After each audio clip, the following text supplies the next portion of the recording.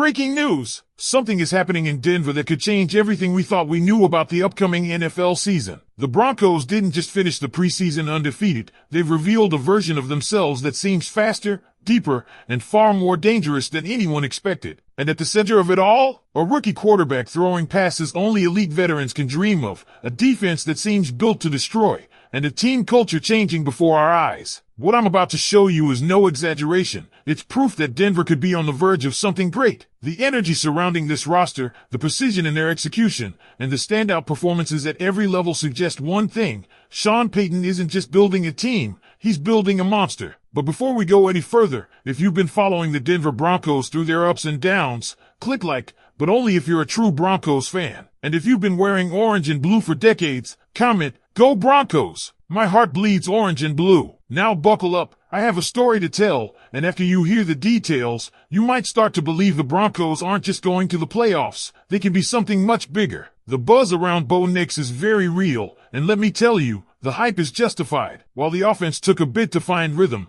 not scoring until the second quarter, what we saw after that was nothing short of spectacular. Nix finished the day going 10 of 14 for 110 yards, a touchdown, and a passer rating of 118. And if you extrapolate that to a full 60-minute game, you're talking about a projection of over 400 passing yards and more than 3 touchdowns. That's not just solid, that's elite-level production, even if it's preseason. But let's talk about how he got there, because this wasn't just about stats, it was about command, poise, and playmaking ability. One play that stands out above the rest, Bo Nix, rolling left, throwing on the run, and dropping a 43-yard dime to Courtland Sutton. Let me put this in perspective. That kind of throw, running left and hitting a receiver in full stride, is something only the top-tier quarterbacks in the NFL can do. We're talking Patrick Mahomes, Josh Allen, Lamar Jackson, and Jaden Daniels. And now, add Bo Nix to that list. Sean Payton isn't just installing an offense, he's tailoring a system to Bo Nix's strengths, with bootlegs, outside zone runs, and movement-based concepts that let Nix leverage his elite mobility and accuracy on the run. The Broncos coaching staff clearly understands what they have here,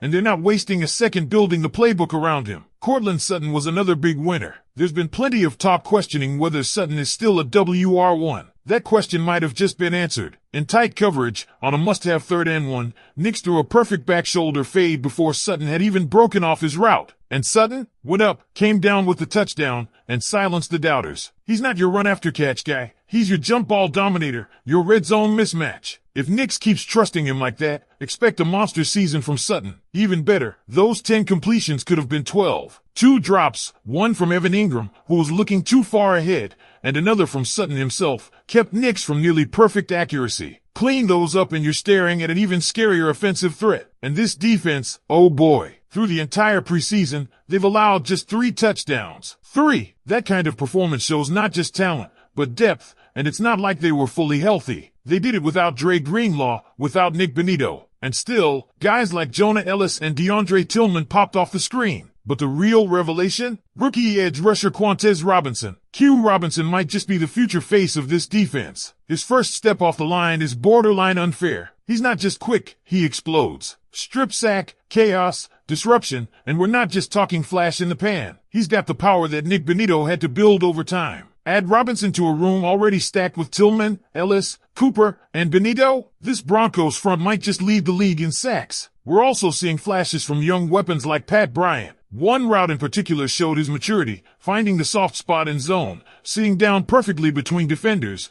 and just needing a better throw from Sam Ehlinger to make it a big gain. On another critical down, Bryant showed exactly why he might be the team's next great safety valve, calmly creating space, staying visible, and making himself a reliable target. Once he figures out how to turn those catches into touchdowns, it's game over. Let's not forget Uzarek, who led the team in tackles and made a very strong case to stick on this loaded defensive line. This was a guy coming off suspension, but Sean Payton showed he still believes in him, and Uzarek delivered. He's going to make that cut day decision a tough one. And of course, we saw why Pat Surtain too is one of the best corners in football. One rep stands out. The receiver hits him with a nasty forearm shiver trying to create space, but Surtain doesn't move. Not an inch. Locks him up completely. That kind of strength, balance, and discipline, that's why you don't throw to his side, ever. Broncos fans, the vibes are real. The confidence is justified. The team is deeper than it was last year when it finally broke the playoff drought. Now, with a more dynamic offense, a top-tier defense, and a coach in Sean Payton who's clearly all in,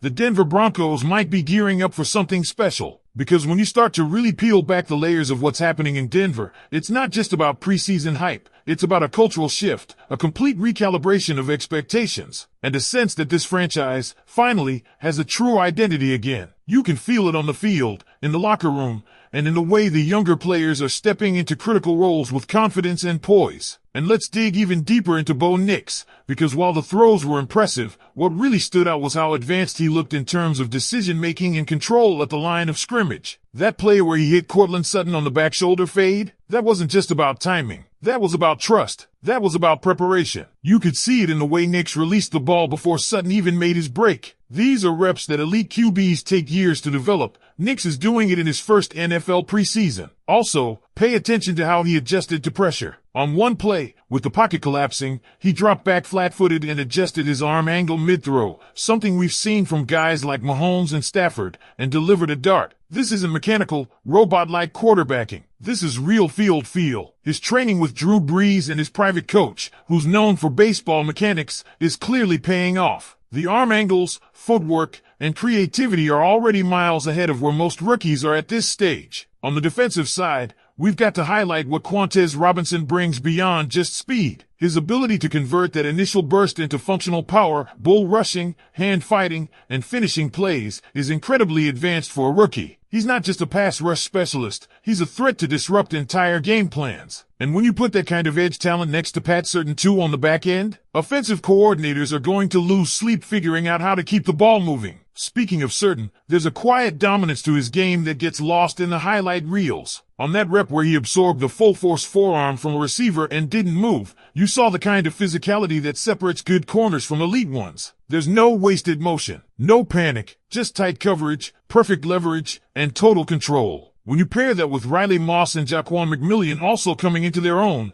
the secondary suddenly looks locked down across the board. Let's circle back to Pat Bryant for a second. His ability to diagnose zone coverage and find soft spots was textbook. Even though the ball didn't always get to him, he was constantly in the right place. It's one thing to flash athleticism in camp, it's another to show football IQ when the lights are on. And when the Broncos needed a gotta-have-it play, he delivered. That's not just talent, that's trust from the coaching staff. With a bit more polish, he could become a serious third down and red zone weapon. And let's talk about the mindset. Sean Payton has done something subtle but extremely powerful. He used that early morning kickoff against the Saints as a dry run for real challenges ahead. Why? Because Denver has 2 early road games this season, including one in Philadelphia. Payton is preparing this team mentally and physically for the grind of a playoff-caliber schedule. That kind of detail-oriented coaching is what separates contenders from pretenders. Oh, and how about Uzurike, a guy many had written off after his suspension?